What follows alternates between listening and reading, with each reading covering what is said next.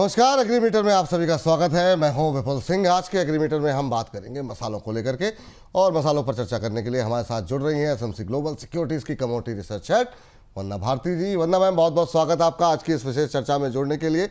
Ma'am, आज खासतौर से मसालों को लेकर के बात करने वाले हैं, और अगर हम बात करें पिछले साल की 2024-25 में हमने देखा कि हल्दी के एक्सपोर्ट में करीब 9% के आसपास की बढ़त देखने को मिली है। आगे मैम, हल्दी के एक्सपोर्ट को लेकर के किस तरीके से डिमांड आप देख रही हैं, क्या कुछ आपकी एक्सपेक्टेशन है? जी विपुल जी, अगर मसाले की एक्सपोर्ट की बात करें तो मुझे लग रहा है कि भारत का यहाँ पे काफी दबदबा है, चाहे वो हल्दी हो या फिर अदर कमोडिटीज हो। मेजर यहाँ पे सप्लायर रहे हैं। तो मुझे लग रहा है कि जहाँ 12% का सवाल है कि भारत पूरा कंट्रीब्यूट करता है, हल्दी एक बड़ी इंपॉर्टेंट कमोडिटी है। और यहाँ पे हम लोगों ने एक्सपोर्ट नंबर्स को बढ़ता हुआ देखा है, और साथ में कैरी फॉरवर्ड यहाँ पे विपुल जी कम है। और अदर कंट्रीज में, खासकर कि ईयू और मिडिल ईस्ट में जो हमारा एक्सपोर्ट है वो काफी बढ़िया यहाँ पे होता है। तो मेरे ख्याल से नंबर्स जो है वो यहाँ पे इंक्रीज होने चाहिए, और अराइवल्स यहाँ पे कम हुआ है। तो इसका जो नंबर्स है ये बढ़ना चाहिए। इसका सीधा सीधा असर जो है वो आउटलुक पे देखने को मिलेगा। और 40% थोड़ा सा यहाँ पे हम लोगों ने मार्च महीने में स्लगिश होता हुआ देखा था, लेकिन ओवरऑल देखा जाए तो मुझे लग रहा है कि थोड़ा सा यहाँ पे बढ़ता हुआ नजर आएगा। आने वाले समय में आप बोलेंगे कि क्यों नजर आएगा, तो यहाँ पे अगस्त ऑनवर्ड्स हम लोग यहाँ पे त्योहारी जो मांग है वो आता हुआ देख सकते हैं। इसके बाद फिर आपको यहाँ पे शादी का डिमांड आ जाएगा, और उसके बाद फिर हमारा जो सीजनल डिमांड होता है, धीरे धीरे हम अब बढ़ेंगे सर्दियों की तरफ, तो वहां पे मसाले की डिमांड काफी ज्यादा बढ़ती है। तो हमारा जो अराइवल प्रेशर था वो यहाँ पे खत्म होता हुआ दिख रहा है। सोइंग अपडेट्स का थोड़ा सा प्रेशर रहेगा प्राइसेस पे, लेकिन धीरे धीरे सीजनैलिटी को देखें तो हमारे प्राइसेस जो है वो यहाँ हायर साइड जाना चाहिए, और साथ में एक्सपोर्ट डिमांड भी बढ़नी चाहिए। तो मेरे ख्याल से ये इजाफा हो सकता है कि 10 से 15% का हम आता हुआ देखें। जी मैम, अभी जिस तरीके से हल्दी में अगर हम देखें मोमेंटम बनता हुआ दिखाई दे रहा है, अभी के लिहाज से अगर हम पूरे शॉर्ट टर्म की बात करें, तो अगर शॉर्ट टर्म की बात करें खाली, क्या आउटलुक देख रहे हैं? क्या ये मोमेंटम आगे कंटिन्यू होता हुआ दिखाई देगा? अभी तेजी रहेगी या फिर आगे चल के मंदी रहेगी? आपकी टिप्पणी क्या रहेगी? हल्दी में इसने बहुत अच्छा विपुल जी बेस बनाया है, और 13,500 बहुत अच्छा बेस है। और जिस तरीके का आउटलुक अभी निकल के आ रहा है हल्दी के मामले में, मुझे लग रहा है कि यहाँ पे बेस जो है वो आपका अपसाइड ही रहेगा। खासकर अगस्त महीने से मुझे लग रहा है कि एक बड़ी तेजी हम यहाँ पे आता हुआ देख सकते हैं। अराइवल से यहाँ पे 56% डाउन है। अगर इसको हम प्राइस आउटलुक के नजरिए से देखें तो मुझे लग रहा है कि अभी रिसेंटली इसने एक हाई लगाया था 15,200 से ऊपर का, हम उसे ही यहाँ पे चेज कर सकते हैं। और मुझे लग रहा है कि यहाँ पे फिर से 15,000 का जो लेवल है आता हुआ हम देख सकते हैं। तो मेरे ख्याल से ये सीजन में जुलाई महीने में अगर मैं बात करूं तो मुझे 15,000 लग रहा है, लेकिन थोड़ा सा हम 1-2 महीने और यहाँ पे बढ़ते हैं, और अगस्त की बात करें तो मुझे लग रहा है कि प्राइसेस एक बार 16-16,500 तक भी ऊपर की तरफ जा सकता है। 16-16,500 तक भी ऊपर की तरफ जा सकता है। यहाँ पर नज़र रखिए, अच्छा मोमेंटम हल्दी में बनता हुआ दिखाई दे सकता है। अब मैम, हल्दी से थोड़ा आगे बढ़ के जरा बात कर लेते हैं जीरे की। जीरे में भी हमने देखा कि करीब 39% की बढ़ोतरी जो है वो 24-25 में दर्ज करती हुई दिखाई दी है फाइनेंशियल ईयर में। अब अगर यहाँ से अगर हम जीरे के शॉर्ट टर्म के कीमतों की आउटलुक को बात करें, तो यहाँ पर क्या अपॉर्चुनिटी आपको दिखाई दे रही है, और ट्रेडर्स को क्या व्यू लेना चाहिए?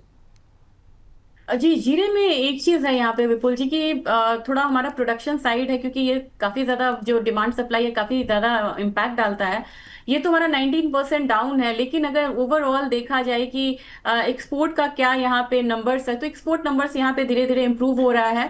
और अराइवल प्रेशर तो यहाँ पे था, क्योंकि थोड़ा सा यहाँ पे कैरी फॉरवर्ड भी था, लेकिन 50% अब आप अराइवल्स यहाँ पे कम होता हुआ दिख रहा है अभी अभी में फिलहाल, जिसकी वजह से आप देखेंगे कि जीरे में पिछले 5 दिनों से काफी बढ़िया मूव देखने को मिल रहा है। और मुझे लग रहा है कि एक्सपोर्ट भले ही मार्च में यहाँ पे कम हुआ हो, लेकिन ओवरऑल हम लोगों ने 40% तक का इजाफा आता हुआ देखा था।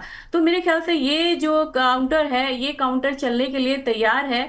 काफी ज्यादा वीकर साइड हम लोगों ने आता हुआ इसमें देख लिया है ऑलरेडी। तो एक बेस इसने बनाया है 18,800 से 18,500। अब मुझे लग रहा है कि यहाँ पे 21,000 का लेवल, 20-21,000 का लेवल शॉर्ट टर्म में आता हुआ हम देख सकते हैं।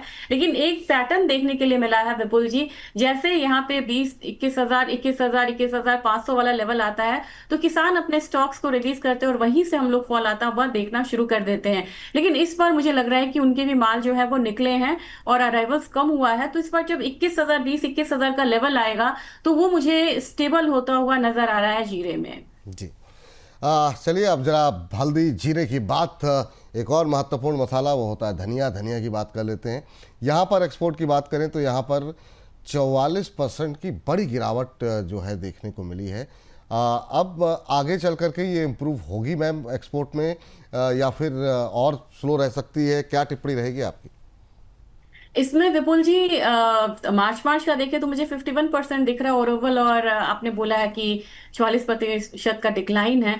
इसमें जब हम मसालों की बात करते हैं ना, तो इंडिया जो है वो कहते हैं कि king of the spices queen बोलते हैं इनफैक्ट।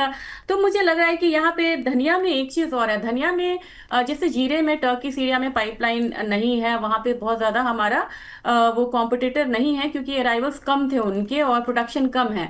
लेकिन जब धनिया की बात करते हैं तो यूक्रेन और रशिया काफी इंपॉर्टेंट हो जाता है, और ये 3 साल के वॉर में उन्होंने अपना जो सप्लाई पाइपलाइन है ना उसको काफी स्मूथ किया हुआ है।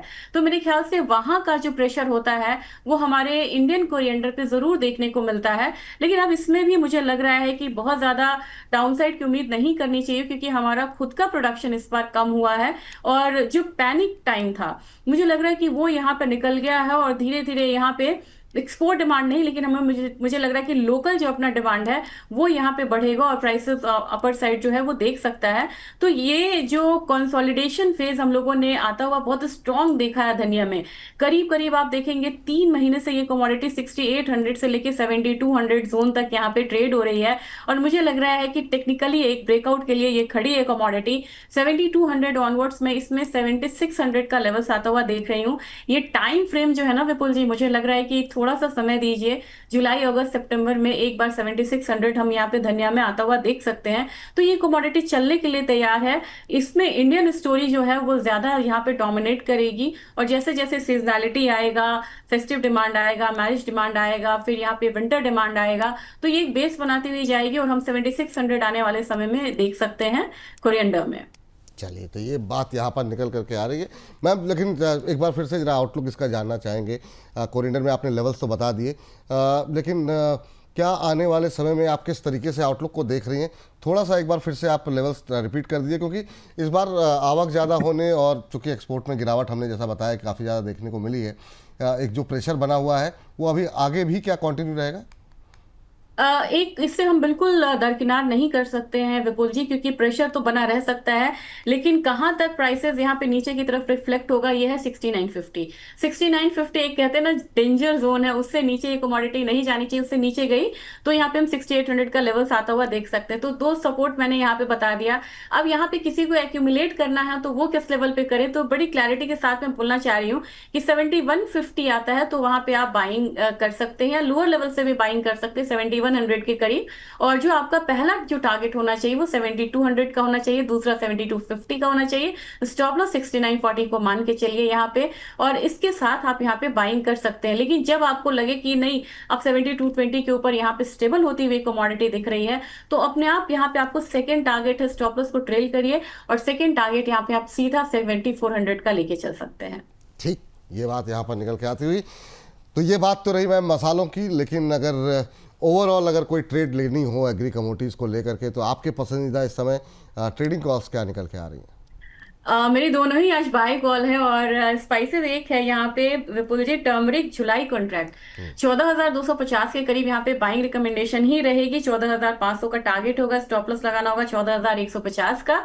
दूसरी कमोडिटी यहाँ पे ग्वार सीड है, क्योंकि यहाँ पे थोड़ी सी रिकवरी एक्सपेक्टेड है मुझे, क्रूड ऑयल में उसका सपोर्ट मिलेगा। 5080 एक लेवल रहेगा जहाँ पे बाइंग करनी चाहिए, 5120 का टारगेट होगा, स्टॉप लॉस लगाना होगा 5065 का।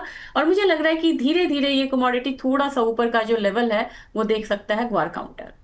चलिए, तो ये बात ग्वार सीड को लेकर के। दूसरी कमोडिटी कौन सी बताई मैम आपने? टर्मरिक बताई हूँ विपुल जी। इसमें 14,250 से बाइंग करनी है, 14,500 का टारगेट रहेगा, 14,150 का यहाँ पे स्टॉप लॉस होगा। चलिए, तो हल्दी में आप अगस्त फ्यूचर प्ले खरीद करके चले 14,250 14250 पे। आपको यहाँ पर 250 रुपये ऊपर के टारगेट निकल के आ रहे हैं, 14,500 के नीचे 100 रुपये नीचे एक स्टॉप लॉस लगाइए।